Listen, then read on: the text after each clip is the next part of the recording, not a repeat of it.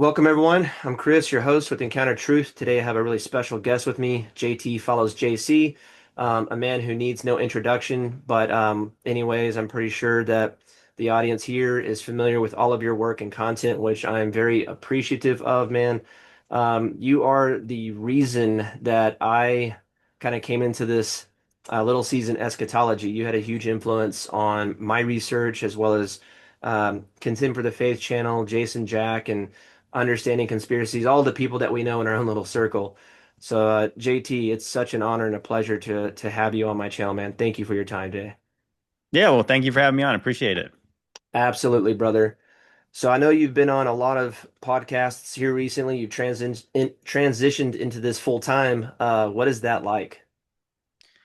I was just saying before we got on the recording that I thought I was going to have a lot more time than I do. I guess when you start doing this full time, you have more opportunities to do other things in content creation, going on podcasts. So it's like I probably just took on more than I did before. So yeah, it's a lot, but I mean, it's very rewarding and it's a labor of love. So I enjoy talking about this stuff. I enjoy researching this stuff. But yeah, it's fun. Like I said, I don't want to complain. It's a lot of work, but I mean, it's kind of like when they say if you do what you love, you won't work a day in your life. I mean, that's probably a half truth. You'll do a lot of work, but you won't hate it.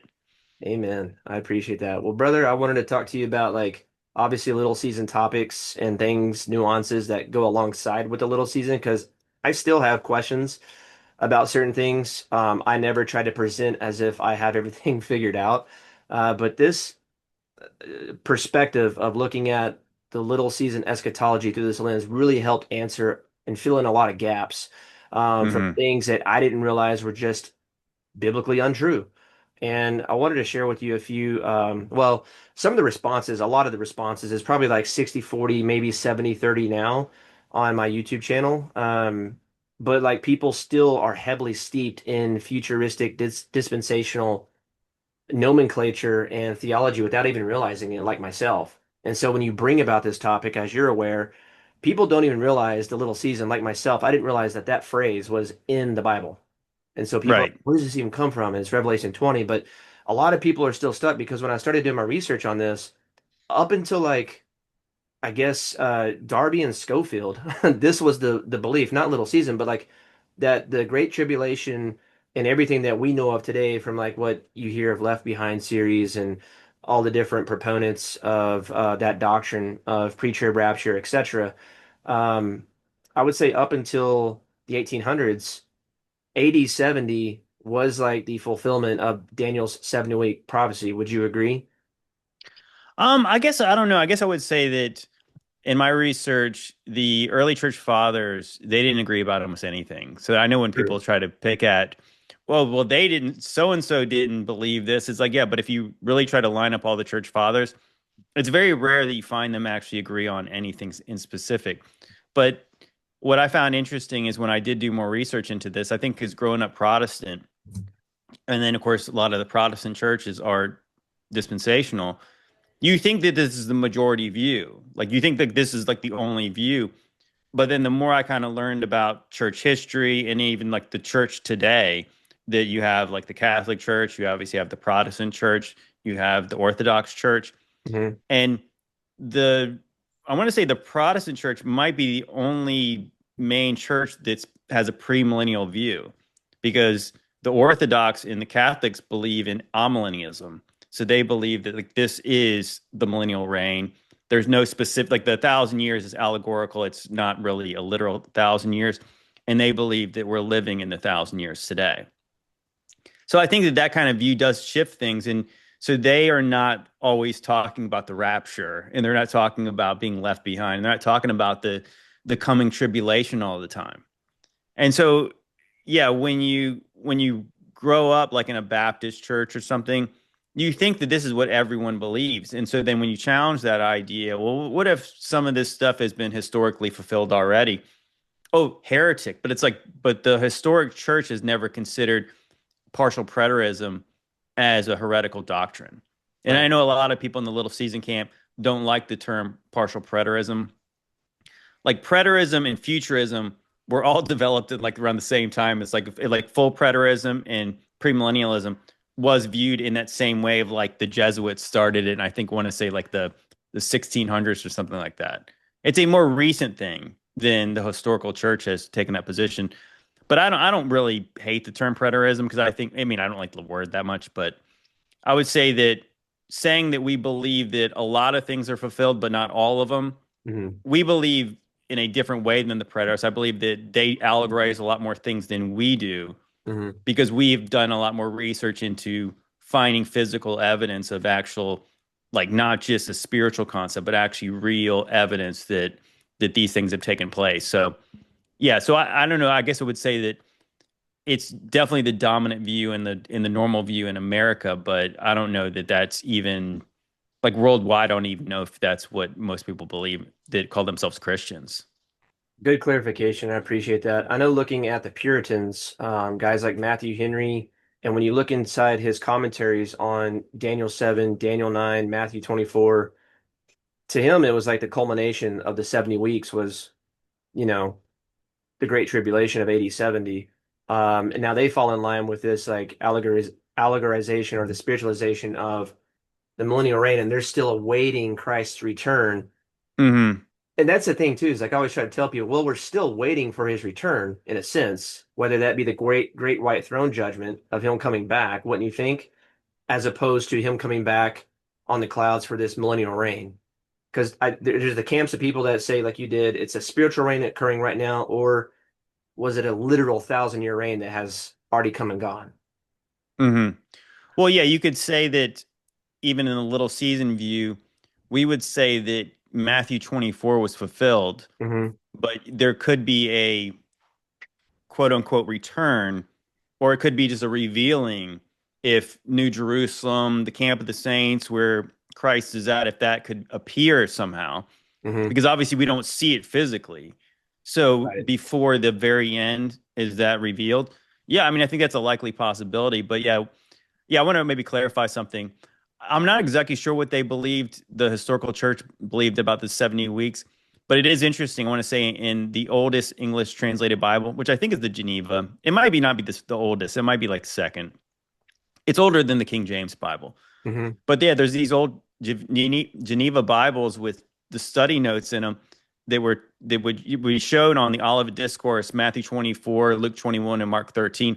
It actually says that and all the things that Jesus prophesied were fulfilled within 50 years. Right. And so that's really interesting that that's in a study note from a Bible from the 1500s.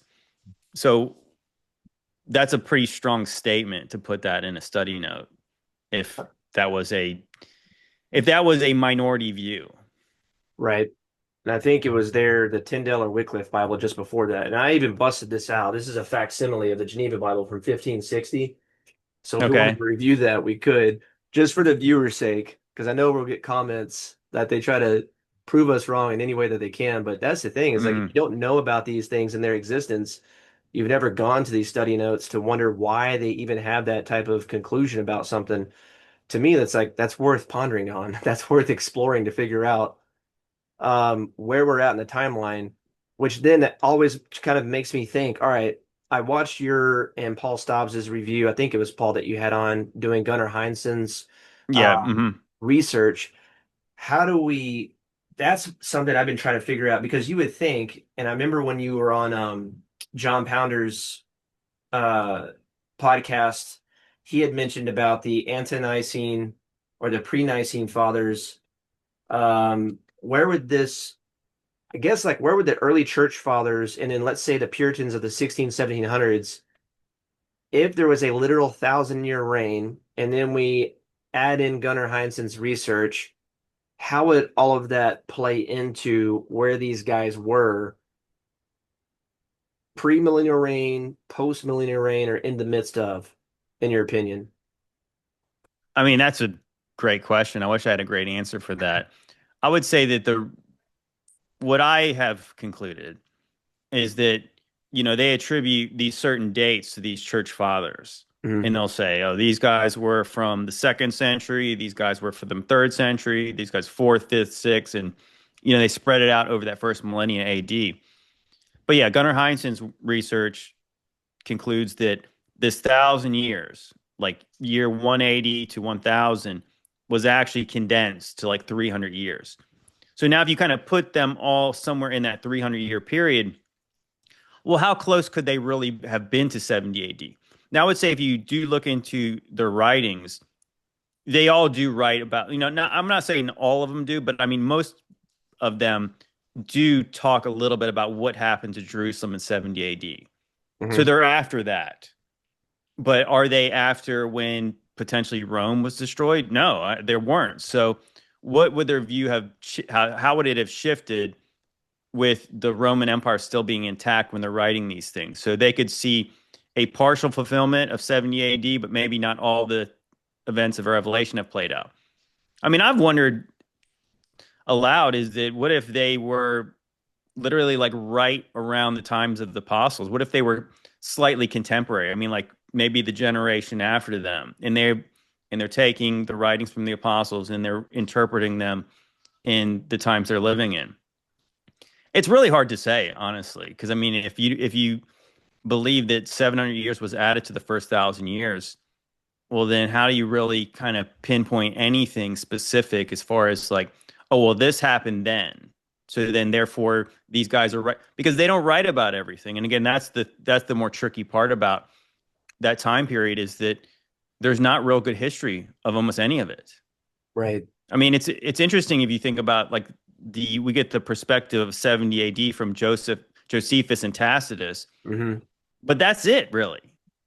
So you're thinking of like a major event. So like, what's the Jewish perspective? And I know Josephus was a Jewish Roman historian, but he was not literally one of their people at that point. He's kind of writing it from the Roman perspective of somebody who was a Jew. Right. So I just think that it's interesting that what did they write about what happened to Jerusalem? And you look it up and they really don't say. So from my perspective, it's hard. It's really hard to pin down. Even I always talk about the fact that there are writings that are supposedly post 70 AD, but you have nobody directly connected with the apostles who write about the destruction of Jerusalem and what it would have meant to them. Right. So then it seems like there's this time removed where they're not asking an apostle or somebody who's related to an apostle what they said about the destruction of Jerusalem. So how do these church fathers, how would they have viewed it if they did have like a closer connection to these apostles? I don't know. I guess it's really hard to say. That's the hardest part that I always try to think and fit into some of these timeline approaches to get a better understanding. But then also, I guess the flip side to play devil's advocate, you could say that if the devil has been released to deceive the nations and the powers that be, whoever that is, can control the historical narrative of things, could they manipulate potentially some of these early church fathers' writings that we have access to today? Is that even a possibility? It's certainly possible. What's also a possibility is the fact that are these all the early church fathers? What True. about some ones we don't know about? Because the funny thing is that when you actually look back, like they didn't find some of the original manuscripts from the early church fathers until like the 1800s. Right. So that's a long time period between when we would have had the manuscripts and then they rediscovered them. So why were they rediscovered? So did they rediscover all of them? Hmm. So I mean, like, what if some of them did have a different view, and maybe those are the ones? So it's like maybe it's like a lie by omission. That Right. okay, so we'll tell you part of the story, and these guys were real guys; they were real Christians, and they had this real view. But it's kind of like if somebody found writings from Christians today, and they would say, "Oh, well, the church father Joel Osteen said this, and then the other one, Kenneth Copeland, said this," and so people 1,000 years from now would be like, see, this is what the church said at this time. Right. And then they remove like any kind of good biblical teachers. Like, so can we rely on them to say that this was the majority held view by Mm. all the early Christians? Because yeah, if nobody, again, because if they weren't even all in agreement back then, and we're told that they were really close to the apostles, well, I mean, even there was disagreements between the apostles in the New Testament, Yeah. right? Yeah, that's a good one. Have you heard I guess it's a theory, I don't know, about it involves the Masoretic text. because that's the one a lot of times like the Aleppo Codex or the Leningrad Codex will use in terms of their manuscripts for the Bible. And that was like what, around the 8th or 9th century, I think, the Masoretic text. Supposedly it was the Knights Templar who could have put these Dead Sea Scrolls into these caves, and we just all of a sudden found them around 1947 at the all of a sudden inception of this geopolitical place over there where the people wear tiny hats Right. a year later. Hmm. Yeah, yeah, Um, sure. but there are some interesting findings that do correlate with like the Essene community, the Book of the Giants, that does correlate with Enoch and Genesis 6. So it's like, are they mixing and mingling to just throw off that much more confusion with the way that the Hebrew block letter script was, and trying to say that these Dead Sea Scrolls were, around the 300s BC or 200s BC before the time of Christ when they had their Paleo script. I found that was an interesting viewpoint or perspective on it, but it was like really hard to accept because I found some flaws in it. I think it's just one fringe researcher, Paul Shafranc, I think his name was, that came out and was postulating that the Dead Sea Scrolls were fake. That's only one side, but I don't know if that's far-fetched or if that's just another like rabbit hole we have to go down to investigate. But man, I was like, oh my We, gosh. yeah, when Josh and I have talked a lot about on the Ancient Roots of Life podcast, we've been talking about that, and especially some of the weird stuff that's kind of the intertestamental books, like the Mhm. Maccabees. We've been doing a little study on that. And what I find interesting in the book of Maccabees, it talks about how the Greeks burned all the old scrolls. Mhm. So if you think about it, if they would have maintained some of them, and obviously you think that you already have this conquest of Babylon coming in and then destroying the temple. So how much stuff would have been destroyed during that time of Babylon? And then they come back, and then so they build the temple again, and then the Greeks come in, desecrate the temple, and burn a bunch of old scrolls. So when people say, "Oh, well, these manuscripts are not that old," it's like, well, they were copies of things that got burned from before. So I found really interesting, and it was funny. I was just talking with Contempt for the Faith, Ricardo, on the phone today, and I was saying, so I just read the book of Esther, and I don't know if you've ever noticed this, but the word God is not ever mentioned one time in the book of Esther. Right. The word Lord is not mentioned. There, it's almost like this is a political story because Mhm. it's really about Mordecai not respecting this prince in Persia, Right. and then and when he doesn't give him his proper respect, then Haman wants to kill Mordecai. And the reason he wants to kill the rest of the Jews is because Mordecai tells him, the reason I won't show you respect is because I'm a Jew. So then he starts to hate all the Jews. And then so if Mordecai would have gave him this proper respect, well then Esther would not have to had to risk her life. And then there Right. wouldn't be this story where of the Feast of Purim, Right. where the Jews take revenge on their enemies. And Haman so I brought was it like on. thinking like this is weird. I was like, yeah, because I could see how like from a almost like a Zionist viewpoint, like this is a positive story.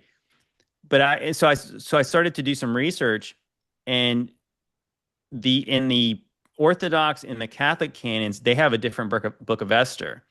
It Hmm. came from the Septuagint. And in the Septuagint, there's like three extra chapters, and it talks about Mordecai having dreams from God and Esther praying and Mordecai praying, and it was a whole different perspective on the book. And I thought, okay, so why do we have this version? Right. So they say Martin Luther, obviously, he's kind of like the main guy who starts the Protestant denomination. Right. They decided that it's better to go back to the original Jewish canon and not use the Septuagint. So they went with Hmm. the oldest, I guess, Hebrew scriptures they could find and translate their Bible off. But I thought that's weird because Jesus is quoting from the Septuagint Right. in the times of of the first century. That was the widely I don't know used. and yeah, and one other thing I learned a while back was that some of the early church fathers' writings were indicating that the Hebrew scriptures were no longer reliable because the Jews were manipulating them basically to try to write Christ out of the story.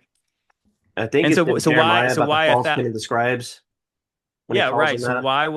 So why would the modern church not accept what the earlier church said was the Septuagint is probably the more reliable version of, of the scriptures.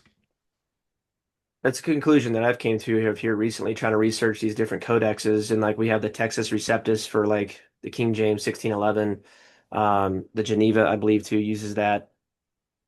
But what you were saying is like, what did they use in the up until the first century during Christ's rule here, during his ministry here, and what the apostles used afterwards? It was like primarily the Septuagint. That's what they had. Yeah, and all the New Testament was written in Greek, and it Hmm. makes sense that after Babylon, that this language was like a dead language. Hebrew was a dead language Right. by the times of the apostles. I have So it two makes sense they would have dictionaries. read the Greek. They would have read the Greek. Right. And in those Dead Sea Scrolls, like, it's primarily Greek. And it wasn't until the discovery of the Dead Sea Scrolls that they kind of resurrected the Hebrew language once again. And That's I right. have Yeah. two dictionaries, the Oxford Bible Dictionary, I think. And when you look up Hebrew language, it'll say that it was a dead language. And then there's another edition of it that was later released that corrects that older entry because of the findings of the Dead Sea Scrolls, which I thought, that's kind of interesting there too about just, well, was it really dead or was it not? Because if they would have spoke Koine Greek during that time, I would assume that during their like intimate setting in their home, they might have spoke their mother tongue, which had been Hebrew. But I'm sure Well, out I in think they everyday said life, even them it was still Aramaic. yeah, It was not original. That wasn't like the Hebrews they would have spoke back in the before the destruction of the first temple.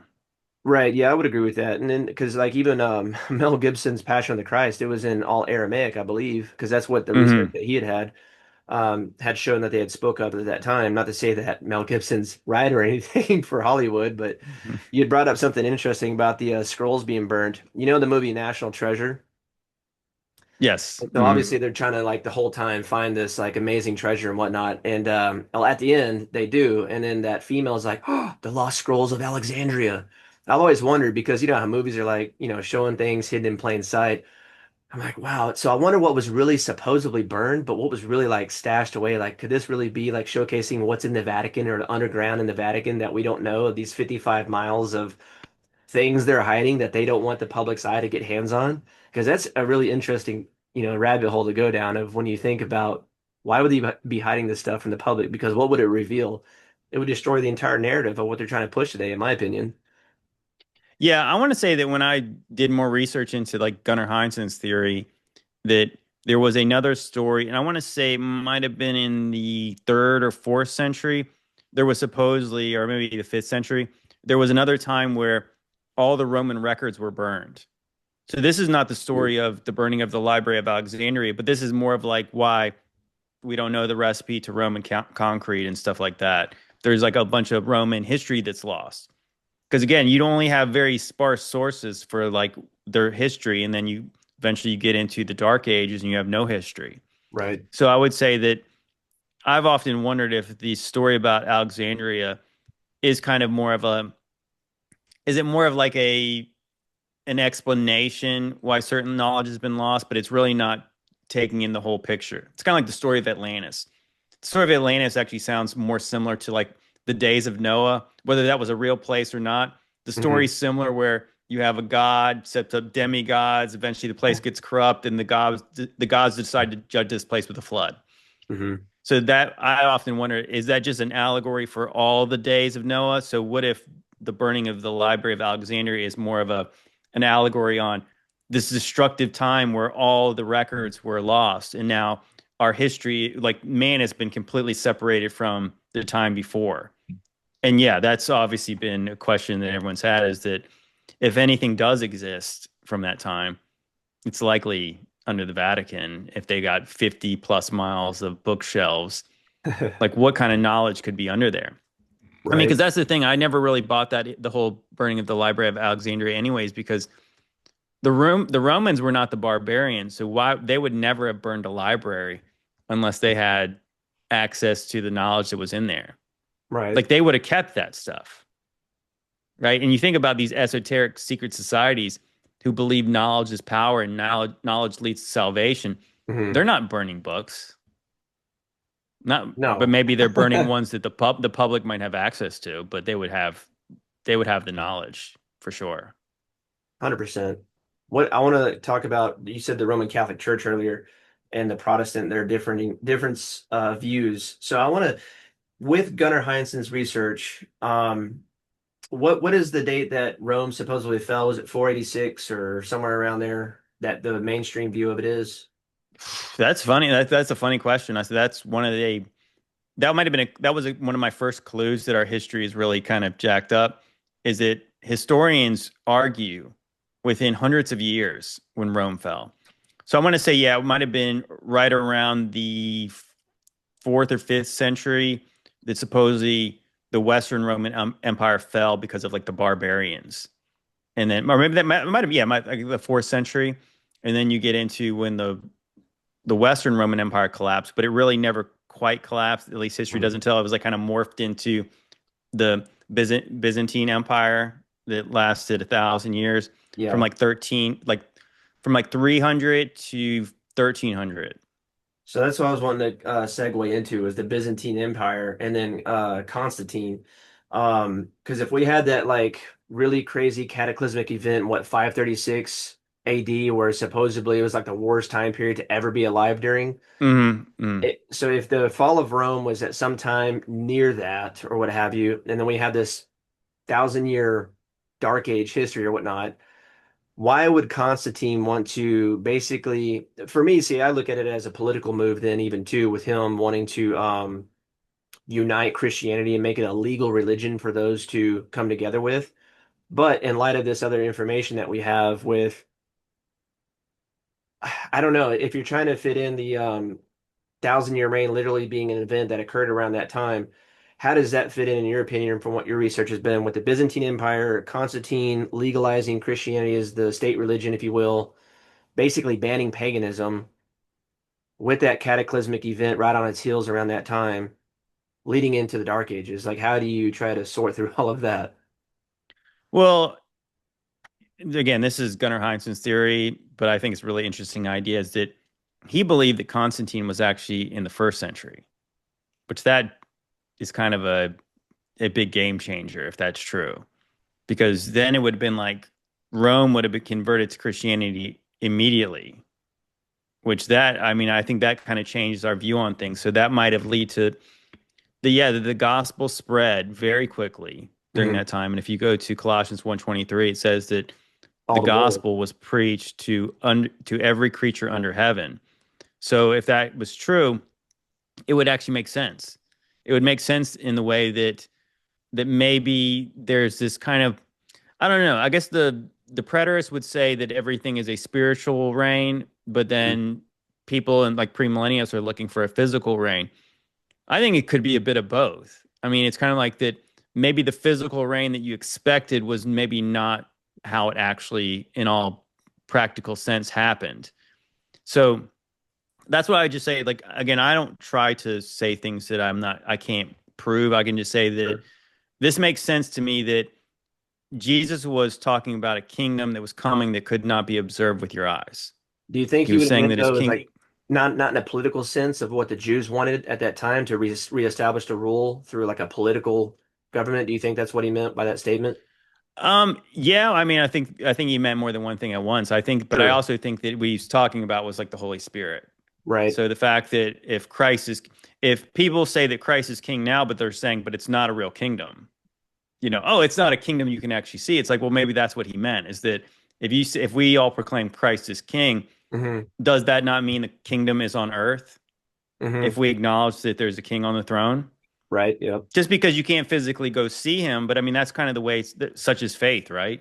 Yeah. That if you could see him, like, how do you have faith in somebody you can see? Then it would just be the law again. It'd almost be going right back under the law. So like maybe this is the way it was always supposed to be.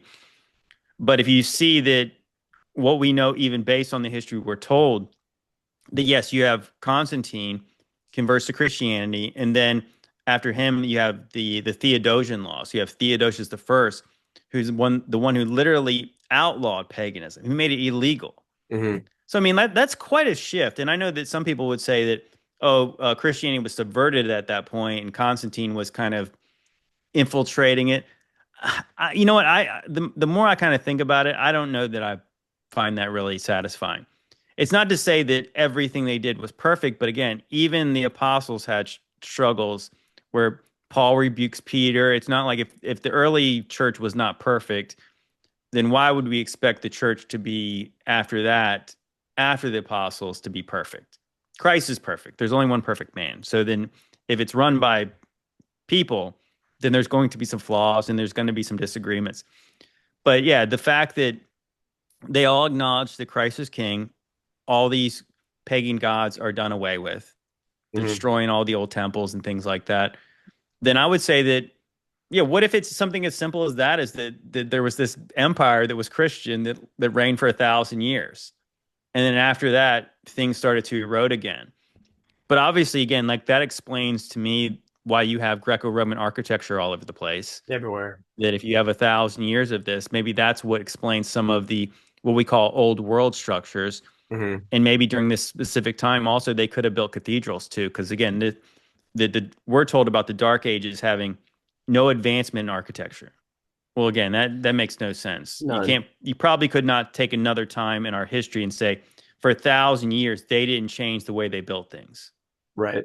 So if this was 1,000 years, well, then they would have. So I think that maybe some of those things are holdovers, and maybe that's what it is. But yeah, I don't know that I can really, I can't prove anything, and I don't think I can provide much evidence that those people didn't exist or it was, something other kind of way, other than maybe they're closer to the times of Jesus. But again, the Byzantine Empire is also, it's kind of sparse on details as well, even though, like I said, you really think about 1,000 years is a long time. I was even just talking with Josh about it on our podcast about how we're told that Alexander the Great, super young guy, right? Dies at age 33. He only reigns for 12 years. And he stretched the Greek Empire all the way to India. The Persians went all the way to India. Hmm. And then so we're talking about the Romans and then the Byzantine Empire. And then they have 1,000 years. And so what kind of evidence would be an empire that great for that long? What could they do? What could they have done? Right. Anything, everything. You think that would help also explain the Mercator maps back then that show like kind of this central place in the center? And I know a lot of us here in this kind of camp talk about could have that been Jerusalem or the center of the world there, the epicenter of the religion, and then everything else outside of it. Because I do find that when we look, that's what I've been trying to do is go back and reread through all the prophets from a little season perspective and trying to reshape and reprogram a mindset away from what I thought everything was to be future. And I'm like, well, because you were saying about, okay, if it's a kingdom that's not to be observable, for it's the kingdom was of God is within you.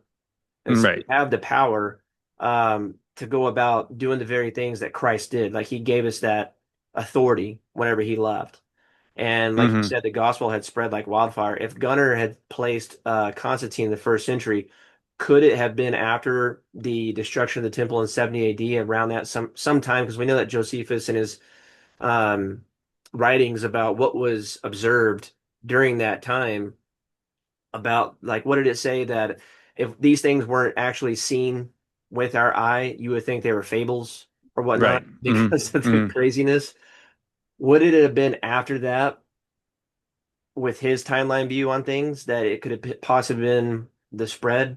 Because with the whole Pangea deal, I found it interesting, and I think that's where I first started learning that with you and Alpha Talks was if the landmass, it would make more sense of how they would be able to travel with ease all over the place, and then why you would find Roman architecture as far out in places like Australia that doesn't make sense Right. for how far Hmm. away it is. It's just really interesting, and that's the anomalies where things don't line up or make sense to the narrative that we're told today.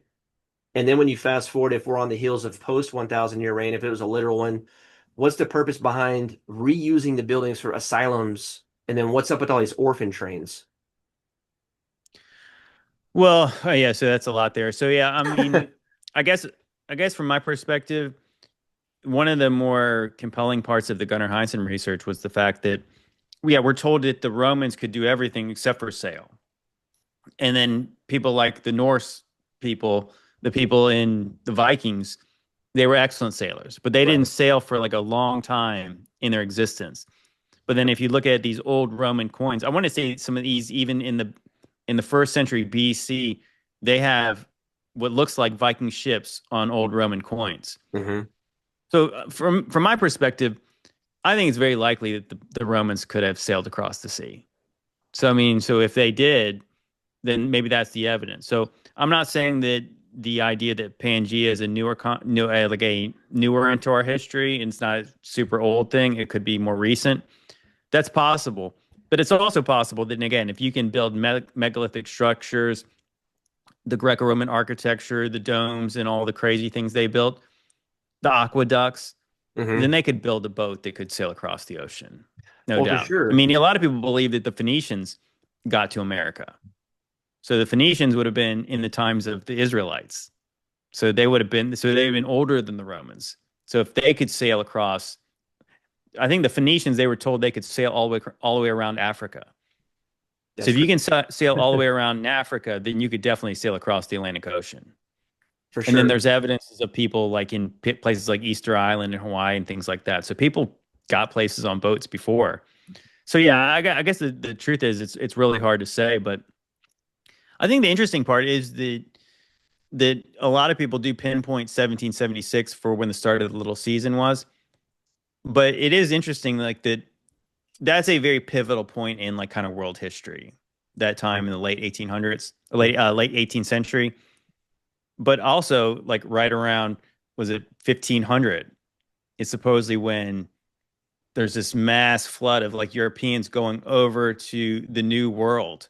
Like Hmm. it's a place that they finally have access to. And so like what was the real shift in as far as like sea technology where now they're all of a sudden going to try to go over that. I mean that very well could have been the start of it because isn't that right around the time of like the Protestant Reformation and everything too? So it's like you have Yep. this schism in the church and then you have mass exploration. So I don't know. I guess that's the hard thing to say, but yeah, I mean, I think that for one, it just seems like the 1800s with the orphan trains, the insane asylums, the orphanages, the orphan trains, all that stuff. It just kind of seems like the history really doesn't add up correctly. It just doesn't mesh together. It just doesn't make any sense. I think it makes sense that if you did try to go over to a country and you're trying to populate it, that's the way you could do it faster is you literally take children and move them over there and you kind of make you got these in they become like indentured servants. So I think that what I've long suspected is that these insane asylums, orphanages, state capitol buildings, all everything, the old post offices and things like that, they were just repurposed. Right. So they used them for something. So you come to this place, like let's just say that the westward expansion where they're coming across these cities that are mostly uninhabited, but they're seeing like amazing things and they're like so people would live there and they had to make use of these places. And I think so when you see like the timelines of when these buildings were supposedly founded and then later they were finished, I think maybe it was likely that they were just repurposed and it took that long to clean them up and repurpose them, refurbish them. Right. So I think that I mean that makes sense to me. It doesn't make sense that you would go across the United States in the early days in the Wild West and then all of a sudden build castles and gigantic temples and things like that. It makes no sense to me. Especially with Donkeys Incorporated. No, I mean it makes no sense because we're told that there was the railroads and that could have made it easier. But again, you're talking about like a very limited, you'd still have to take things off of those trains and then transport them into different places. Right. And when you see like when the Mormons settled Utah, it was Hmm. funny. I was just out there last year and we're driving through some of these mountain passes. And I was just thinking, how could you take your whole family in some wagon and then come up to those places in the Rocky Mountains and depending on what the weather's like, it would just be impossible. I really don't think that you could, because you imagine if you got to, I'm not saying there's not places to go in between them, some places, but how long would it take to really, when you got there, to be able to say, you got to take a whole community. So you got women and children with you. Hmm. Well, I And think then they not only when you brainwash do us. that, you have to survive winters and things like that. And then they go build the Mormon temples that are just crazy. Yeah. It makes no sense to me. It doesn't to me either. I've been through the Arches National Park and Canyonlands National Park in Moab. My family and I, we drove up to northern Idaho, and this is before I knew about meltology or little season. Going back to the Pangea thing real quick. Yeah, I'm not really sure because in First Kings it talks about how Solomon, to get his great wealth, that he had a fleet of ships of Tarshish, and then they would go to sometimes like this place called Ophir. And then even in the Christopher Columbus narrative, if that's a real character or not, I don't know. But there's a book called Sea to Shining Sea that documents supposedly a lot more of his travels. And whenever he was going and found upon the West Indies and the Caribbean, what we know today, that where they really go in there because they found gold, but pre-Columbian discoveries of gold in some of the areas that he had found, like supposedly in his writings and his journals, like a lot of the men that were staying there were like pillaging the villages and such there, trying to take back as much gold as they could. And so I always wondered, like, could that have been where these very large ships that Solomon had, and we don't know really where, there's no specific location. I think the mainstream view on this is like Southern Africa, maybe East India or the Philippines of where Ophir is. But could it have gone to places like Brazil and the Caribbean that had these massive hordes of gold and Real quick though, so I was reading a book about the Spanish conquest of the Americas, and actually, I want to say that Columbus believed that Panama is where where Solomon is his jewel mines were. no kidding. Yeah, so that he believed that, and he also believed that the natives, the Indians there, were part of the lost 10 tribes of Israel. I've heard that. That's wild. I It mean, really is. it's kind of incredible to think because he had some view that that part of the world was a place where some of these biblical locations could be, but we would have all been led to believe that he knew where the Middle East was. Right. So why would he ever thought it was there? You know, it's kind of funny just even to think about that. So if he's supposedly the first guy to sail across the Atlantic, right? As they say. That's what they say. That's what we're taught. Well, some people now acknowledge that Leif Erikson did it before he did. The Vikings Mhm. did it first. That being said, if the guy that's credited with being the first says that Solomon's mines were in Panama, well, he didn't think he was the first. You know what I'm saying? Like, so if he's talking about, because you're talking about the difference between when Columbus sailed the ocean blue and when Solomon was getting all his treasure. Mhm. I mean, I'm not even sure. I mean, so mainstream would have said that Solomon's temple would have been probably around 1,000 BC or something like that. Is my math right on that? Yeah. It's around Somewhere in that. that range. Somewhere in that. So you're talking about 2,500 years later, Columbus sails the ocean blue. But Columbus believed that Solomon's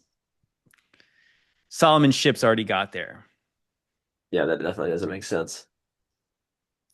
No, it doesn't. But it also makes sense that when you realize that man has never been stupid and man's always been very capable of doing all the things we can do today, basically. Maybe they didn't have iPhones back in the day, but their architecture leads us to believe that they were very impressive. They were very smart. Hmm. And then the way the Bible describes Israel, that it was the peak when Solomon was king. Right. So it always got worse after that. And I often wondered this too, is the fact that even based on the Nebuchadnezzar dream, where he has a statue. So Babylon's the gold head. And then you have silver, you have bronze, then you have iron. So Hmm. all these empires, it's almost like indicating that the gold head would be the best one, right? So was Babylon the more impressive one? And I want to say that even another dream of Nebuchadnezzar was that this dream of this tree that stretched out over all the earth, covered all the earth. And so when Daniel interprets the dream, he's saying, this is your kingdom that stretches to the end of the earth, all the earth. So what if Babylon was really like literally you just take it for what it says, and Babylon was way more impressive than we're taught.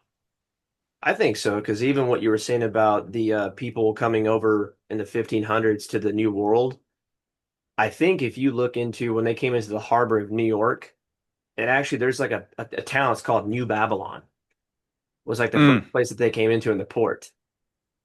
And so whether it was new or not, like, is it just an extension to new to them, of course, but from a biblical perspective, could it just have been an extension from where they were going to coming over here? And especially if the architecture was already here. I had done a video recently about just the anomalies of how these buildings are already here, like you mentioned about the temples that the Mormons had built in Utah. Mm. When New Mexico was still a territory, before it was even a state, their state capital now looks like an Adobe mud hut in comparison to what was there prior.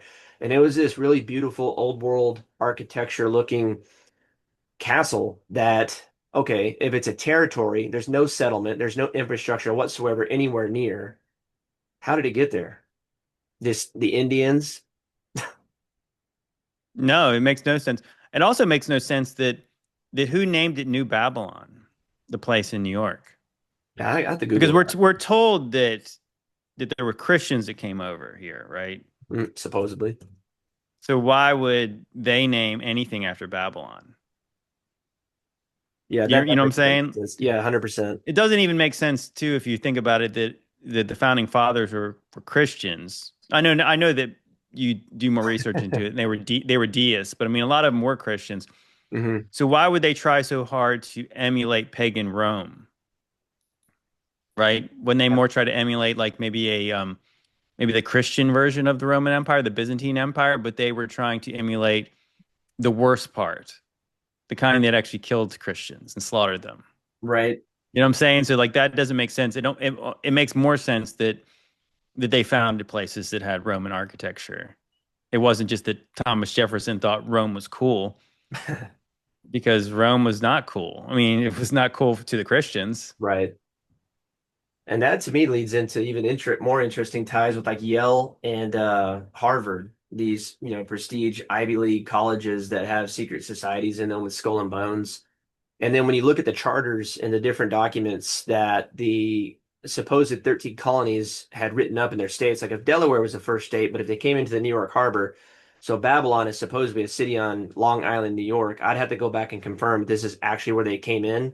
I don't know what route specifically, but it's almost like it seems it's a ritualistic to have to come through there first. I don't know why, but it's definitely off. And then with all of the founding father thing, that one was interesting too in regards to what are their connections with secret societies, Freemasonry, Illuminati, or what have you, Hmm. especially if like the 1776 thing with Adam Weishaupt and I don't know. There's just some interesting things about these people at the time because I've heard you say, and I agree with the same ideology that the Antichrist is a spirit, much like um, Esau, whom I've hated, but Jacob I've loved. And then the spirit of Esau, these Edomites, and we know King Herod, who sat in the temple at that time, Right.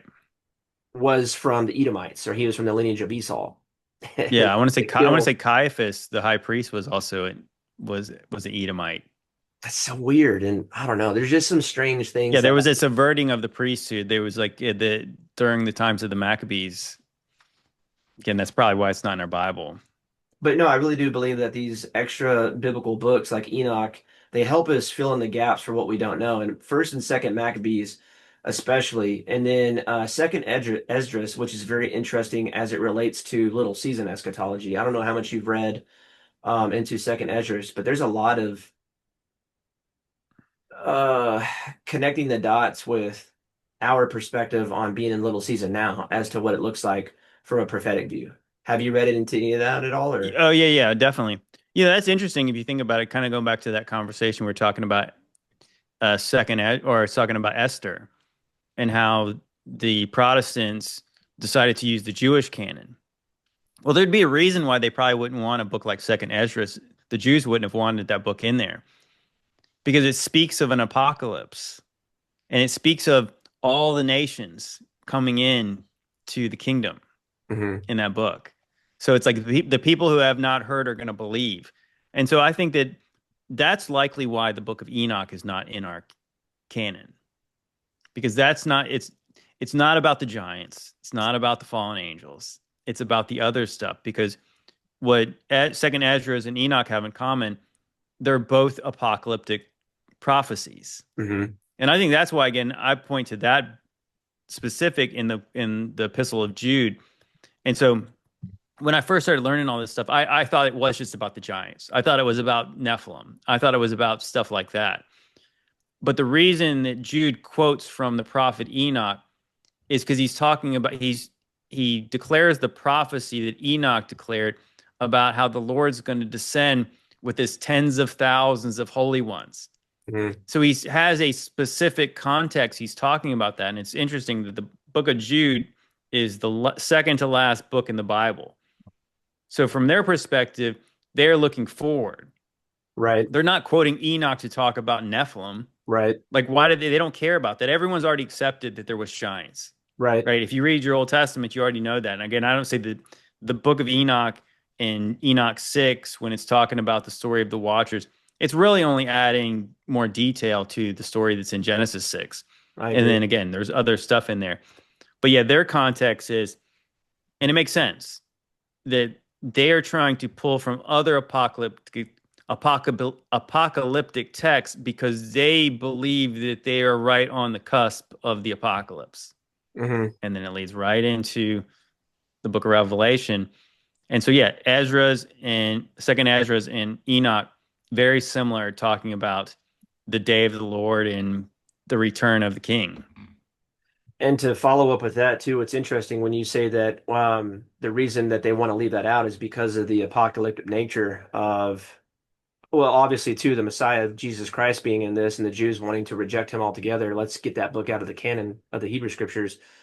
Isaiah 46:10 says, declaring the end from the beginning. So if we want to know more about how the end times are going to look, well, let's go back to the beginning. The beginning. Well, if Enoch was one who walked with God and it was taken up no more, but yet he had documented things that occurred in that time, well, his book would have been somewhere around the beginning of time. Mm-hmm. So even another way, like to give us, well, if Isaiah speaks so heavily through the 42nd to the 53rd chapters in that whole time period about a suffering servant, and we know that as Jesus Christ, Mm-hmm. I mean, another reason that they'd want to take out the book of Enoch too, because then we could know based on that prophecy, well, if I want to know more about how the ending is going to occur, well, then I can go read to prepare myself to understand the apocalyptic nature that Enoch writes about. Right. And of course, Enoch also states out right from the beginning that this book is for a future generation. Yeah. And then, yeah, so when Jude starts quoting it from it, it's pretty clear that Jude believes he's in that generation that the book was meant for.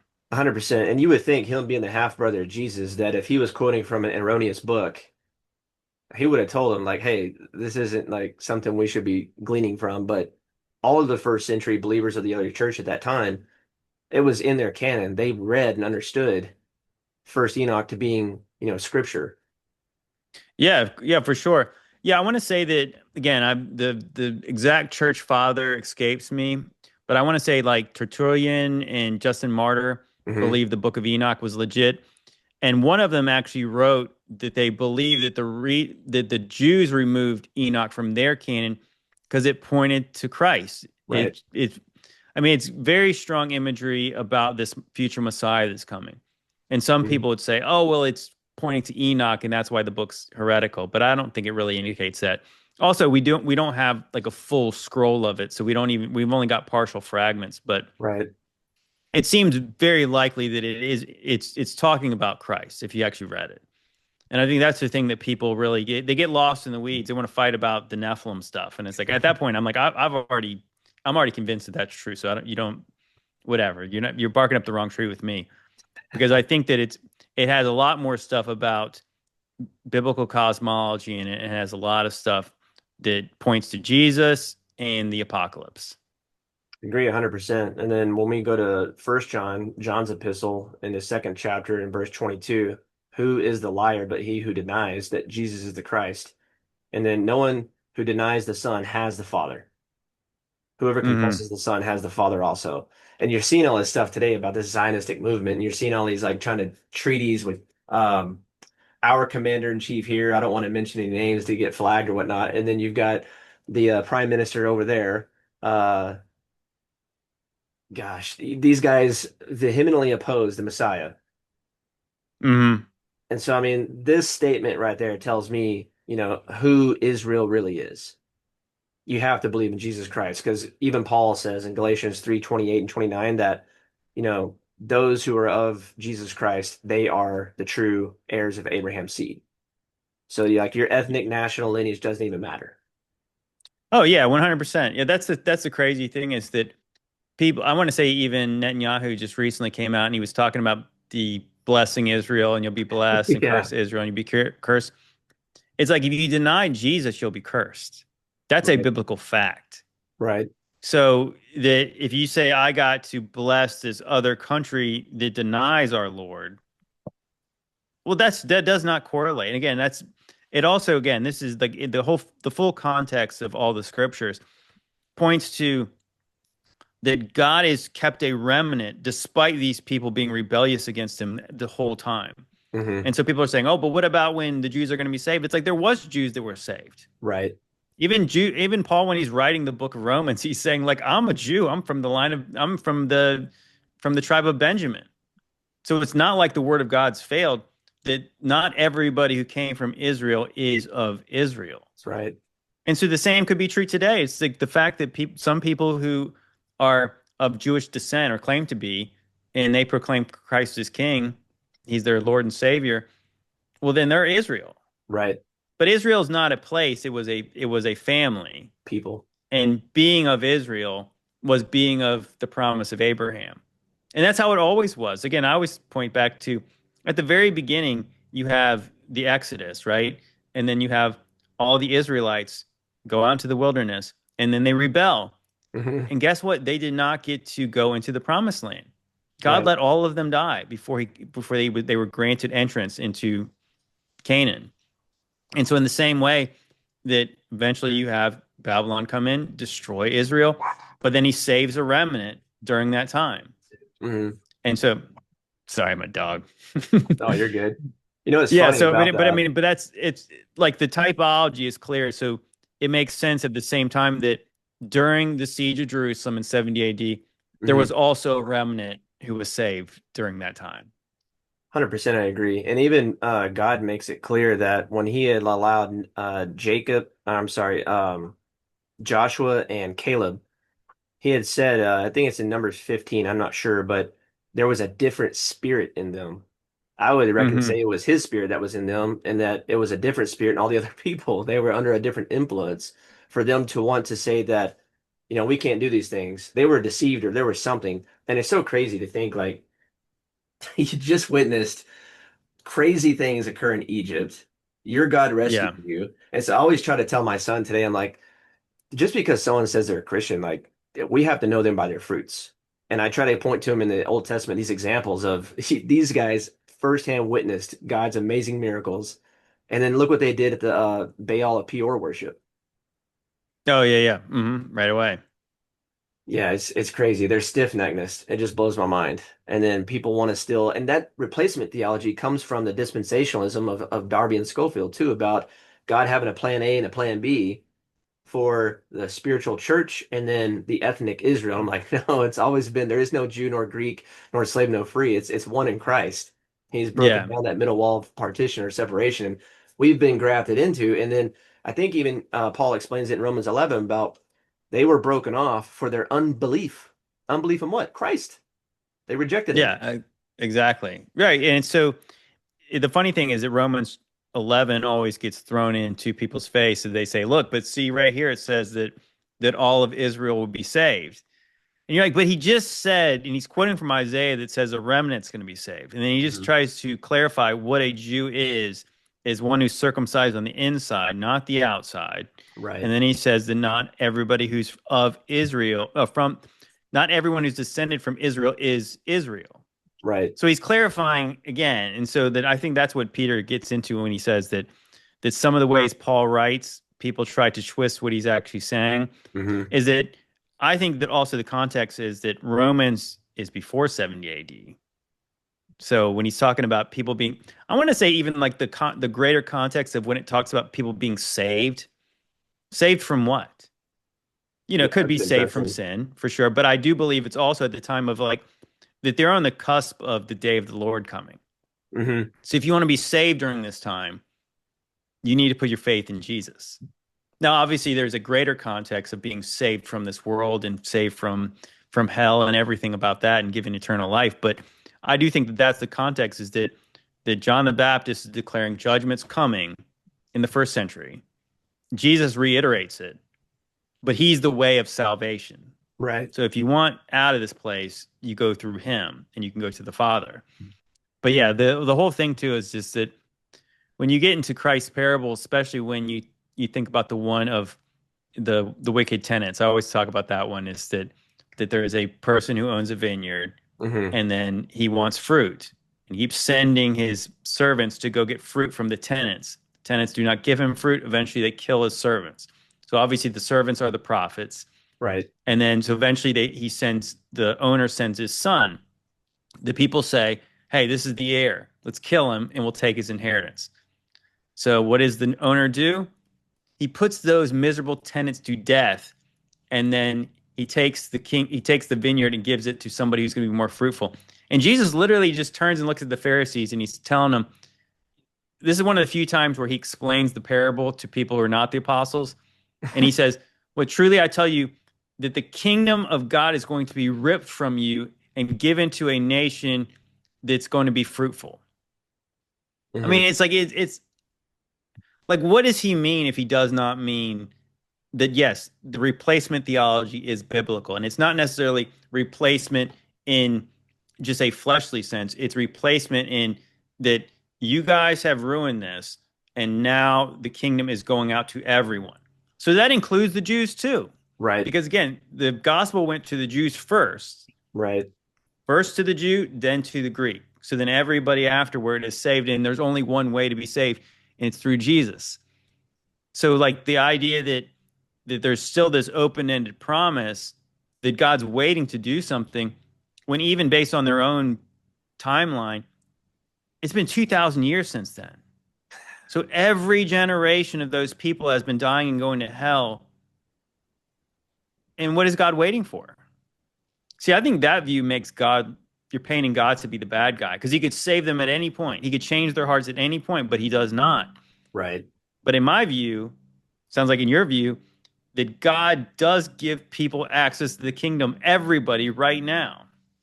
Agree. And he even says that he doesn't want any should perish, but that all should come to repentance in Ezekiel when he's prophesying that too. So I would say that with everybody, we all have the opportunity to repent as long as we're here and breathing. Yeah, absolutely. But I think that that's the view that it does seem like a lie of the devil is that you don't even have to evangelize to them because God's got this separate plan for them. Right. So like instead you're saying, oh well, they're God's chosen people anyway, so God's Hmm. figuring that out. He's blinded them with the veil of their But eyes. everybody else we need to evangelize, but not them because God's got them. But then talking out of the other side of their mouth saying, well, when they die, are they going to heaven? And then you'd be like, well, if they don't have Jesus, they're not going to. So then go tell them the truth. Right. So don't try to be double minded about this. Is like if Jesus says there's only one way, then there's only one way, and that's Right. not for me. And that's not me for me being a anti-Semitic to say that. It's me Right. saying It's the that truth. this is the truth, and the truth might not be pleasant to you, but it is the truth, and it's more loving to tell you the truth than it is to scratch your itching ears. Yeah. I think the Proverbs have something to say about concealed love. Proverbs 27:5. I would say the same thing. Yeah, Like it's better to openly share the faith rather than to love them to hell because you think that there's a veil and they're blinded right now. You know, it's not the case. Like I do believe and that the they have an opportunity. in the current day and age too, and it's even worse because it's been turned against us politically, Yeah. where then now you have to support their foreign wars that obviously bring no benefit to our people and actually do the opposite. And it's at the detriment of other people, Hmm. even potentially Christians. Yeah. When like the people in Israel are bombing churches in Gaza and they're burning down churches in the West Bank, and then people are saying, "Oh well, that's propaganda." And so they don't even want to know about all the things that are happening. They turn a blind And it's eye to like it. our tax dollars go to support that. And I think that to me, I don't know, from my perspective, I feel like that saying something that I got to support that literally grieves my conscience. Like, no, you can't tell me I have to support that, because if I'm walking by faith and I say, you know what, I'm really against starving women and children, Yeah, and dropping bombs on them, then if you say I have to support that to get a blessing from God, it's like, no. You know what I'm saying? Like, I feel like that's a kind of a righteous anger, is trying to say that you have to support them, even though, again, Jesus, John the Baptist, all the old prophets, they say, just because you say you're children of Abraham, don't use that as an excuse. yeah. God can raise up children of Abraham from these stones. And Jesus says, if you were children of Abraham, you'd be doing the same works as Abraham, But you see, except they were trying to kill him. He yeah. said, you're of your father, the devil. Hmm. So were they literally related to the devil? I mean, because some people would say that can't even be possible because they don't believe in Nephilim. But I don't think that's what he meant. I think what he meant was you're of the spirit of the devil because Yeah, you're not of the spirit of God. they were And that's antichrist. why he said you're not true Israel unless you're of God. And like you Right. said, if you deny Jesus, you're denying the Father. So yeah, then you're of your father the devil. So yeah, when Jesus calls the Jews fake Jews in the book of Revelation, I'm not necessarily saying they're not related to Abraham or Jacob. Right. He's saying, like, spiritually, you're the synagogue of Satan. I mean, that's the thing. It's like you said about Esau and Edom. Hmm. Esau is the son of Isaac, who's the son of Abraham. But for some reason, God hated Esau and he loved Jacob. He hated Esau because Esau despised his birthright. Right. And that's exactly what those people did in 70 AD. That's what they did back in the first century. They That's. sold their birthright for a bowl of soup. So what did God do? He destroyed their city, Hmm. separated them from people. I mean, it's like I don't know. I honestly, it is a kind of a massive spiritual blind spot for people that they can't recognize. Like, this is the story is really clear when you actually read it. Like, if you continue to read it, but I think that's the thing. It's like that. A lot of people in the little season community, and I would say I would give people credit for this, is that now they're really reading their Bibles and they're really reading it because they're like, oh man, this makes it's so much more interesting, and it's so alive when you're reading it in context and you're starting to understand it. Hmm. But then you have the modern church, it's just spoon feeding people like daily devotionals and things like that. It's bad. When yeah, they're not getting fully fed, and they're getting, it's like junk food, right? They're getting little parts of the message. When I saw you share that clip of a church, you and AA Ron, it showed the guy playing Mario Brothers. And I was like, Yeah. this is what people are going to. And it's like your tithe dollars are going to a guy to come rapping with Mario. Like, oh my gosh. And we wonder why we're in the state or the situation that we're in today. Like, such a slumber. And you had mentioned a really good point about the parable, which parable you had talked about. The wicked tenants. The wicked tenants. I always thought, like, well, this parable here of the wheat and the tares completely destroys the pre-tribulation rapture because he says the Son of Man shall send forth his angels and they shall gather out of his kingdom all things that offend and them which do iniquity and cast them into the furnace, and there shall be wailing and gnashing of teeth. That's what Exactly. we say. We always go into Luke 17 is the famous kind of like where you get the whole idea of being left behind. It's that two are on one bed, Yeah. one's taken, one's left, two are grinding at a mill, one's taken, one's left, two are in a field, one is taken, one is left. And the apostles say, where, Lord, where are they going to be taken? And Jesus tells them, where the vultures or where the eagles gather, there the corpse will lie. And they're unclean birds that feast on dead things. Yeah, so you're like, I mean, yeah, that's exactly what they'd be doing. They'd be eating dead bodies. And so if you go into Revelation 19, when it talks about the mighty men and all the people being fed to the birds, Hmm. I mean, it's the same thing. Like, go all the way back to the story of, David and Goliath. Is they're both, each of them are like taunting each other by saying that you're going to be fed to the birds after this fight's over. Right. So when you're saying that, like, you're going to be fed to the birds, yeah, you don't want to be taken. No. The people who've taken are the ones who are going to be killed. They're taken to the wine press. Even I want to say in, was it Revelation 14 when it talks about the reapers, is the reapers come out and they're taking people to the great wine press. They're taking them to Armageddon to be slaughtered. Think about it again. That's I always point out that is that even the whole concept of the thief in the night, that the pre-tribbers who just didn't get raptured again last week, and I guess they're expected next week. I think they're going to get raptured, but You were left behind. that the left behind thing is like so that the idea of a thief in the night, it's a negative connotation. It's Hmm. not positive. He's not sneaking in to give you stuff like he's Santa Claus.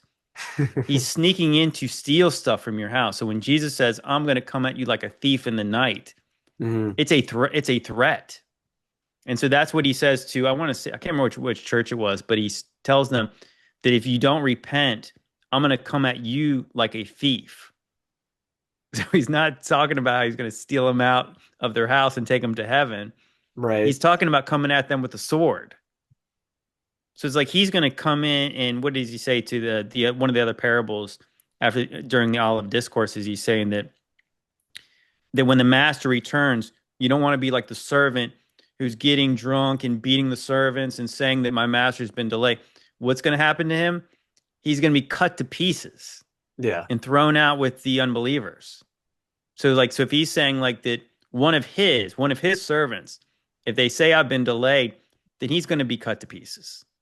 So again, he's in the Lord's house. And so Jesus was going to take care of his house first. Right. Yeah, the Just like thief he in the drove night out was the. it was a totally a threat. Oh, for And sure. it would have been taken as they would have understood what he meant. I believe so. And that's the thing today is like we have so many pastors that teach these watered down gospels and messages of just Zig Ziglar feel good motivational talks like Joe Osteen and such. And man, it's there's no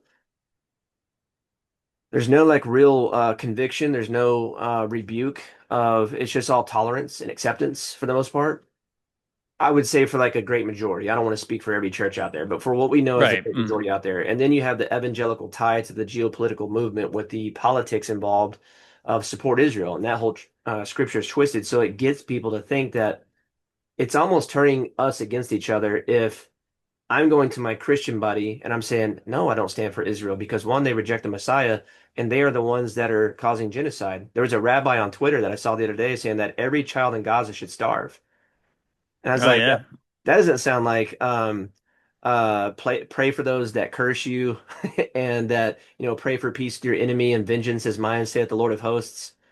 Like that's I'm taking it upon myself to go annihilate a people because I want to take back a land. And then as long as that I can get forces such as the US to ally with me for a Middle East regime, it just doesn't make sense. There's something bigger at play here that I believe I haven't watched your latest video about you just put it into Patreon, I think on are the nations being gathered against the camp of the saints or something. I want to go Oh, into that. it wasn't necessarily the camp of the saints, but we do talk a little bit about that. We were actually just kind of talking about kind of maybe the awakening that the world is having right now. The epiphany, wait a minute. It seems like somebody is working against us this whole time. And Yeah. now they're starting to point to the country with the people with the little hats and are saying, hey, it seems like our government's been subverted. It Hmm. seems like the people who support that place are the ones who are subverting our culture to make it wicked and depraved. And we're saying so many people are saying that now. You know, the Charlie Kirk thing, Yeah. whether people think he really was assassinated or not. I mean, I'm not going to debate that now, but let's just humor me. Most people think that he was, Right. but so many people are saying, I think that Israel might be involved. And that kind of blows me away that for the longest time, that kind of conspiracy would not be so mainstream. Oh no. I think it was all like so this is like a part two. You go to 2020, the pandemic really waking people up to the government being corrupt and not having the people's interest in their best support. That Yeah. was like part one that kind of got the normies to say, hold on here, let's question some things because stuff Yeah. doesn't. Me being one of them pretty much at the time. We're all on a journey. And then September 10th, I think, was like a part two of that. Of that, those who could see the narrative completely crumble within Cash Patel and the FBI and how they just kind of went about the whole thing, and everybody that came alive on Twitter just kind of piecing things together. video by video, and well, it could have been this, it could have been that. Is there a second shooter? And then we already know about JFK and how that whole thing was done well before they Yeah. released the entire documents on it. It's like everybody already knew the suspicions. And I was Hmm. trying to tell my wife, I was like, when you think about mass psychosis from an aspect of trying to use a desensitized public live stream of someone getting assassinated or not, that really pulls on the emotions to draw people in, and they can't logistically think for themselves because their rationale has been hijacked by fear, and they don't know what to process. So they're in this state of panic, just like they were in 2020. And now it's like, okay, the smoke and mirrors is up. Let's go ahead and pull our card quickly while the time is still right. But I think people are waking up, like as you're saying, to that as well, because the narrative on this thing just doesn't seem to add, like there's so many anomalies within this whole ordeal that's came out since a month ago. Yeah, but it's not so much the Charlie Kirk thing. This is just a kind of a an example of this. It's more like that if you go on X and you go on TikTok, you see a lot of people pointing to certain people and blaming them for lots of things. And I'm not necessarily saying they're guilty of all these things, though they are guilty of lots of them. But I'll let you decide which ones they are. But it's more this idea that people are really starting to hate the people in that country now. And I'm not saying that's a good thing. Right. What I'm saying is just I'm just making an observation. And I know that maybe we can get in our own lanes and we can think that this is it's more mainstream than I believe it is, but I do believe that there's a lot of really prominent people, political people talking about these subjects and with a lot more boldness than they ever would have done in you know, 2 years A couple of years ago. ago, yeah, Two- Yeah, before October 7th, it's hard to imagine that people would be talking like this. I would agree. So then, so where we're at today, me and Josh were kind of kicking around the idea, and I'm not the first person to say this, that what if this is something where those people there have the same kind of view as the dispensationalist view, is that they believe that some kind of war, some kind of gathering around that land will lead to the Messiah showing up. So the pre-tribbers, premillennials, even just premillennials would say that yes, when this stuff starts to happen, things start to kick off in the Middle East, the Antichrist will be revealed, and then you'll have the return of Christ. Hmm. So they both believe that their Messiah is going to come.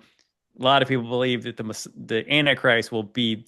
They'll think it's their Messiah until they realize he's not.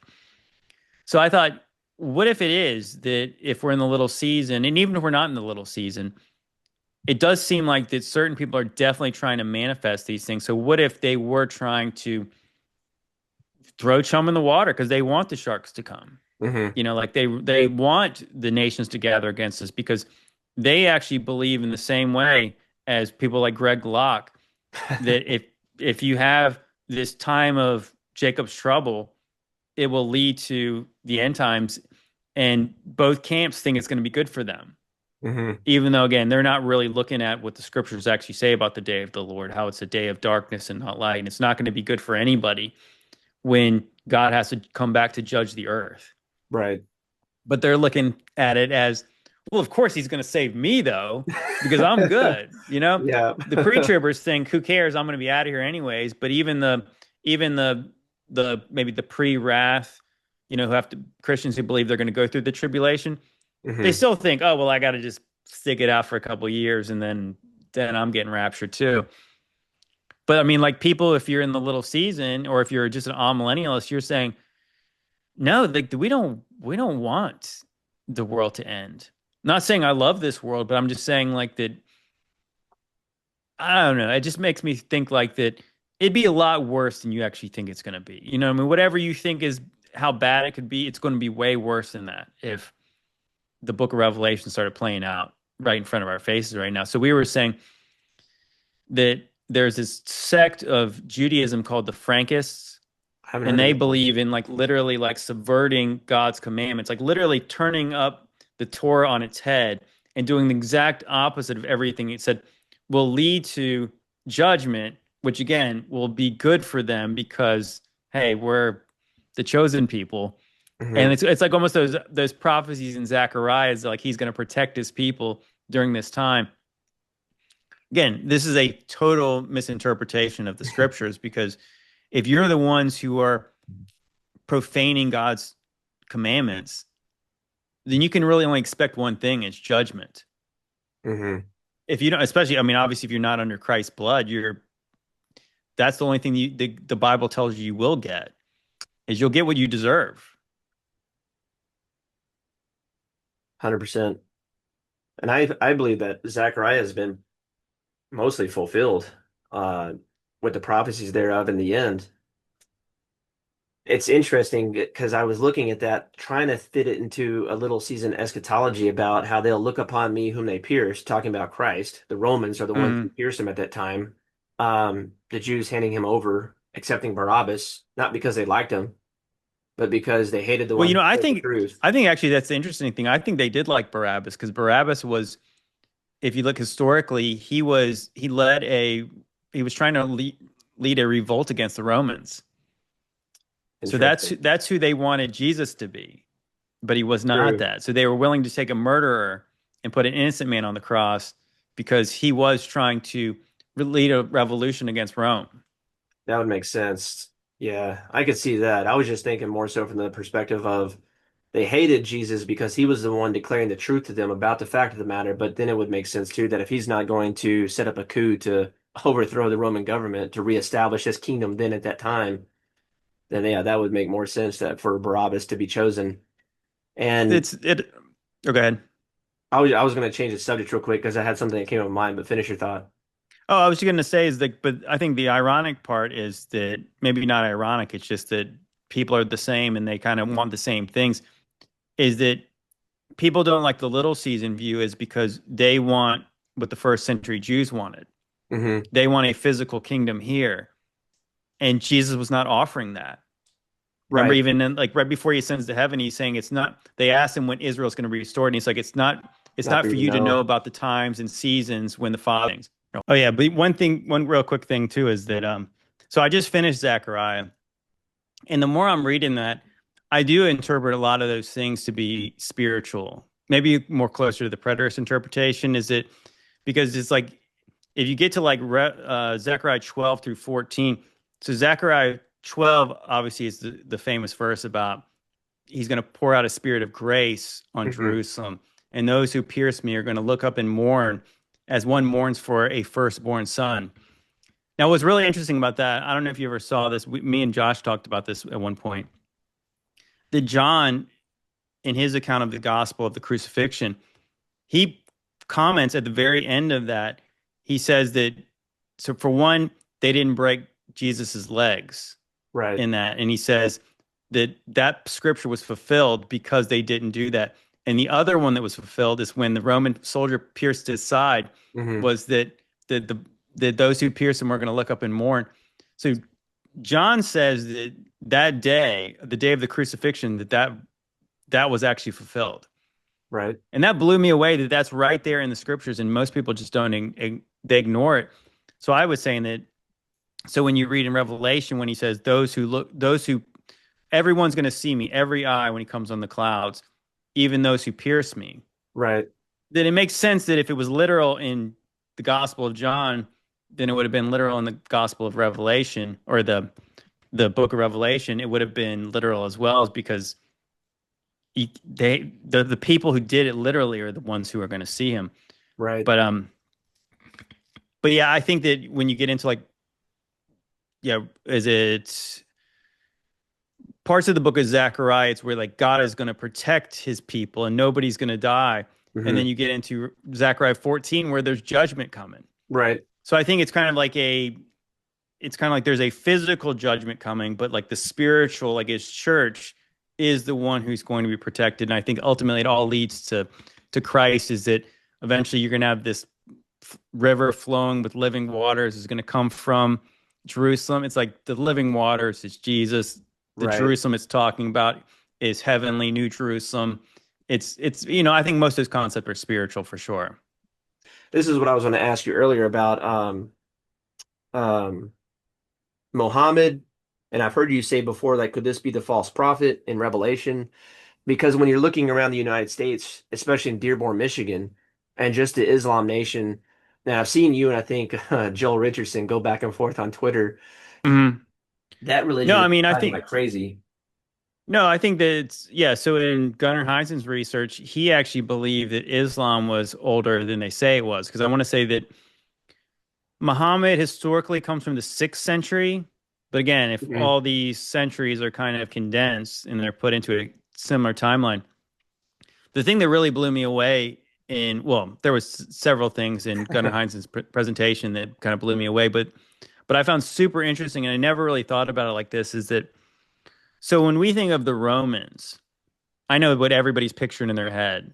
They're picturing the typical kind of white European with like the Caesar haircut and toga or whatever, Yep. like a centurion's outfit on. Yep.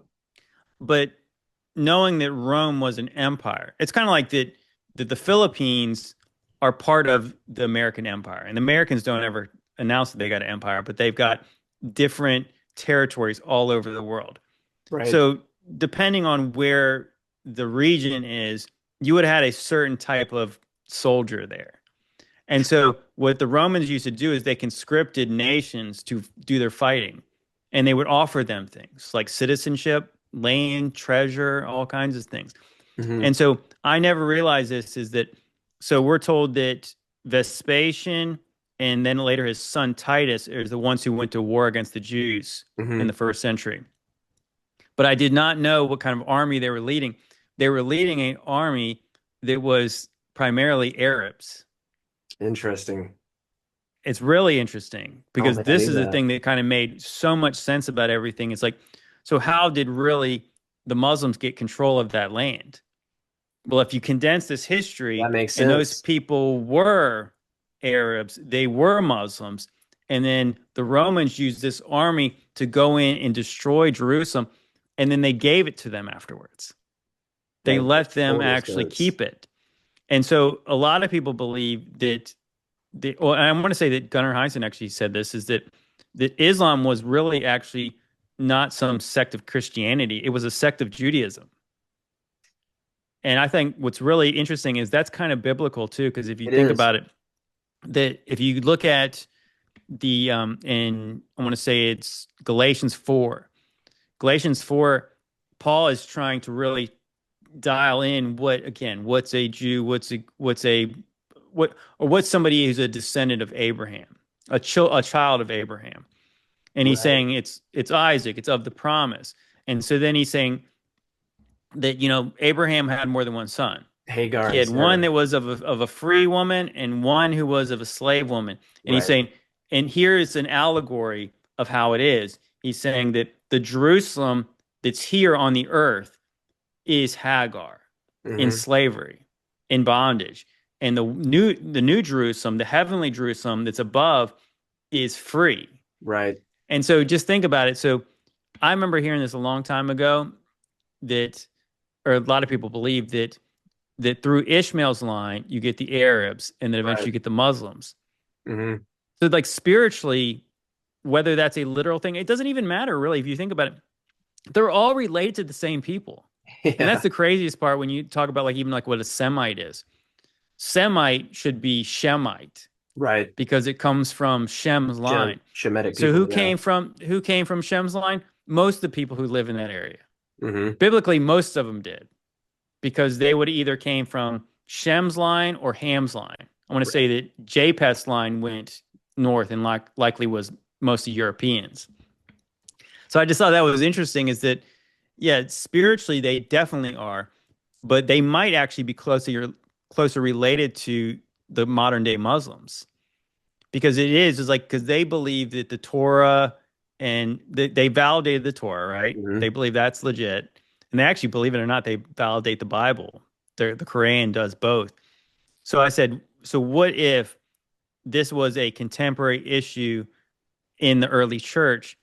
Is that you had these Arabs in there that were practicing a kind of a different strain of Judaism, and they had a prophet. And it was again, you think about him, he's like more like a conquering type guy. He would have been somebody that those people would have identified with more than the lamb who was Right. going to be slain. So yeah, I mean, I think that yeah, I mean, if there's ever been a false prophet, I mean, he's definitely Muhammad would be one. he Yeah. He's going to be in the top three, I mean, if not number one. Yeah, I remember from years ago, there's a Time magazine, and it said these three sects all claim Abraham as their father: Judaism, Islam, and Christianity. And I was like, that is Hmm. so crazy when we really think about that, about how we all come from him. And like, we all, the only one that has any bearing is obviously those that trust in Jesus Christ as their personal Lord and Savior. Yeah, 100%. Because I mean, even if you think about it, like that, this is how probably ignorant the majority of the church is. They would probably think that Abraham was Jewish. Abraham was a pagan from Chaldean from the land of Babylon. Ur, I think. Yeah, I want to say that they say his dad was likely an idol maker, Hmm. I don't remember but if it's he was Jasher or Jubilees, but yeah, it talks about that. yeah. So he was a he would have been considered a Hebrew. Yeah, But what Hebrew kind of really meant was, I think it was crossed like over. Eber was one of the people in the line, I guess, of Shem. And then Eber, also that, Eber.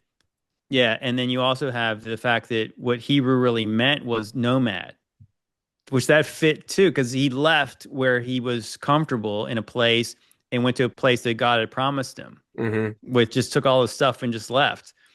So, yeah, he was counted as righteousness not because of any specific lineage, because again, there's lots of people who everybody would have been related to Noah Right at that after the point, flood. right? So everybody would have been having like so God didn't have to raise up this new nation through this one man. He could have done it through anybody at that Right. point. So, but once he made the promise to Abraham, then it obviously has to go into his line. But it Hmm. could have been anybody.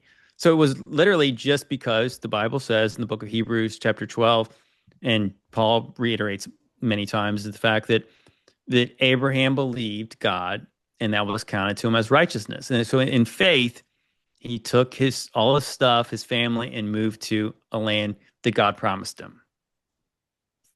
Yeah.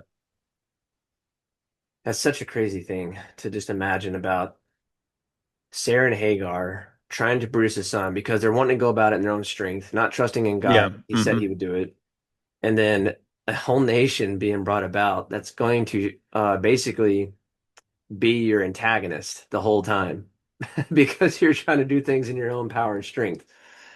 Yeah. And a lot of people believe, which me included, is that does God ever tell Abraham to take up his son to the top of Mount Moriah and sacrifice him if he doesn't, through lack of faith, try to produce as a son in his own timing?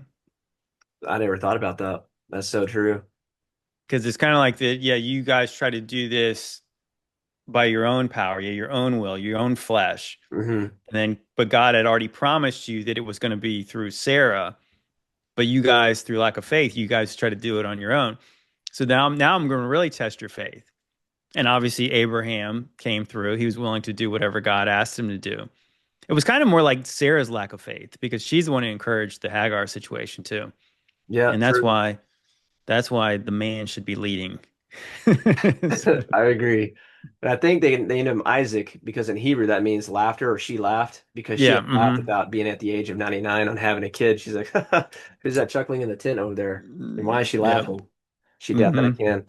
Well, brother, I want to be respectful of your time, and we've gone well over. And I think this would be a great spot to just conclude everything.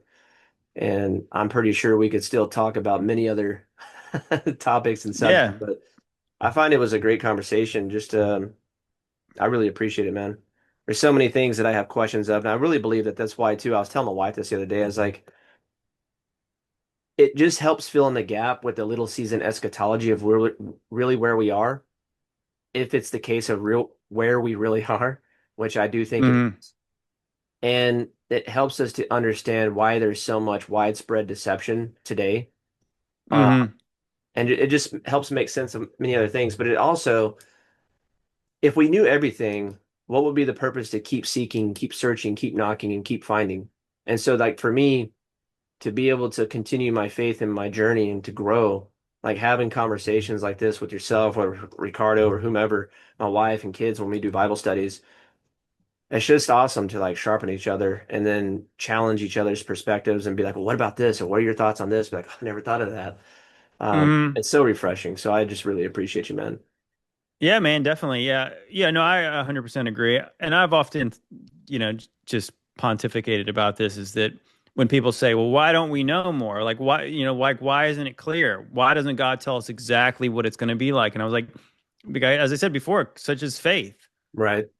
because we're in a place where if the Bible tells us to study to show yourself approved, then there's always been mysteries. Hmm. From the beginning, you think about even the times of Solomon, he's trying to research all the mysteries and you can imagine what it would have been like of them wondering what it was like in the days of Noah, the days of Adam and Eve. And, so they would have still been wondering, like, but what does it all mean?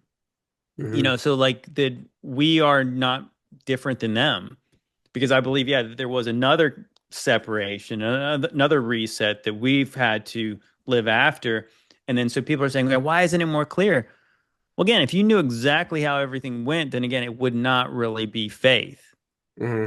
But if everybody knew the story in every detail, well, then again, you would just be like, well, literally the choice is heaven here, hell here. And Yeah. then, but God always gives you room where it's like, but what do you actually think it is and why? Hmm. And so I ultimately think it's always about our why. It's like, what does our heart want? And I've always said that the little season, after you're willing to accept it, it's actually pretty cool, and it's actually not so bad to be in this place where you've accepted it. But it's not something that you really want to accept at first. Yeah. But I when was you're really willing to opposed to it. accept it, so it's yes, the truth sets you free. We know that I'm not saying that just in believing the little season. Believing in Christ sets you free.